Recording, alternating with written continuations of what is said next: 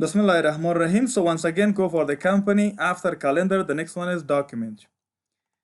Doc center, cleanup attachment links, and repair attachment links. What do you mean by doc center? Doc center means those documents which are available inside the QuickBook.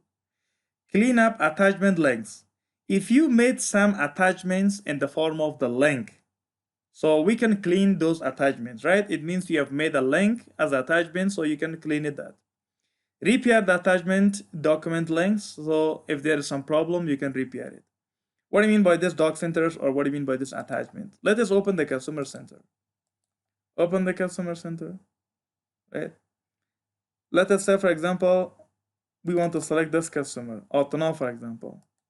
Select Altana. On the right side, there is a section by the name of attachment. You can attach something to this customer. Right now, there is no attachment sign, but you can attach it. You can attach from computer, from a scanner, from doc center. Doc center means those documents which are available inside the company, inside the QuickBook itself. If you want to attach from the scanner, if you want to attach from computers, yeah, I want to attach from computer. From where, for example, I want to attach something from the stop. Let us say, for example, I want to attach this one as an attachment, right? So this is the attachment for this customer. So this is a type of link basically. Now for this customer, do we have attachment? Yes. So this part basically talks about this sort of information, right?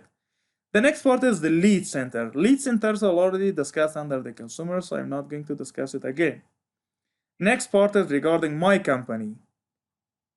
My company is also, although we have discussed in the initial videos, but once again, we want to go for the company.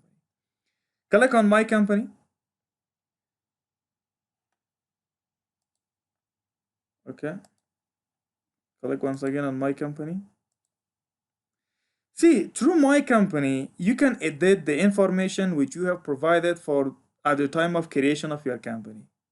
Through my company, you can edit those information which you have provided at the time of creation of the company. If you want to edit that one, then click on this pencil form, which is shown as edit. Click on this one.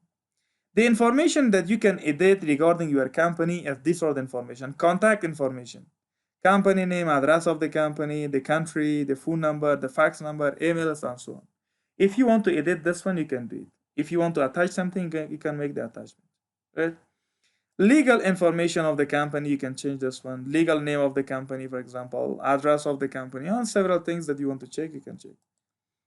Company identification, for example, this is the tax number and so on. Social security number, if you have, then you can provide.